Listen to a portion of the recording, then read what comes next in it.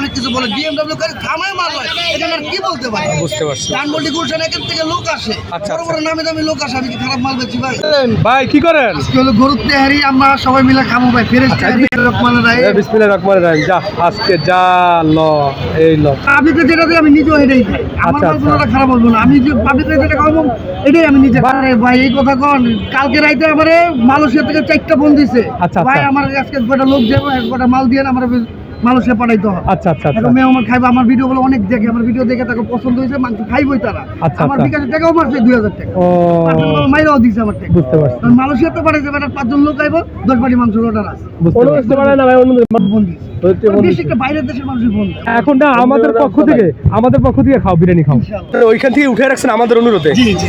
এখন আবার সেটি আপনি খাইতে গেছেন, মানে এরপর আসলে কিছু করার থাকে না। এরপর আর কিছু এখন মানুষ ব্যাড কমেন্টস করলে সেটা তাদের অনেক অনেক কষ্ট বলে, এই দেখেন এখনো ফোন দিচ্ছে, এই দেখেন কাস্টমার গেলে বোন এই রয়েছে, বোন এই রয়েছে, কি করবো? বুঝতে মাল পারছি। দিতে পারতেছে আমি তো দেখলাম আজকে অনেক খাবার নিয়ে আসছেন, 1 ঘন্টার ভিতরে আপনার প্রায় 10,000 টাকার খাবার বিক্রি হয়ে গেল। না, 1 ঘন্টা মাল বেচছি 30,000। 30,000 টাকা না?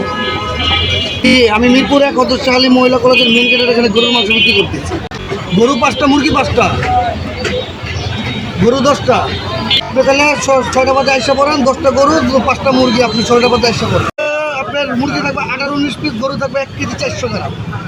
এই লোকটা আপনাকে কইলাম না, মালয়েশিয়া থেকে ফোন দিল। আচ্ছা আচ্ছা। মালয়েশিয়া থেকে ফোন দিয়ে 10টা গরুর অর্ডার হবে, 5টা মুরগিও বেড়ে গেছে, 5টা মুরগির অর্ডার আছে। বেড়ায় কইতাছে যে ভাই মালটা একটু ভালো দিবেন, একটু ধরে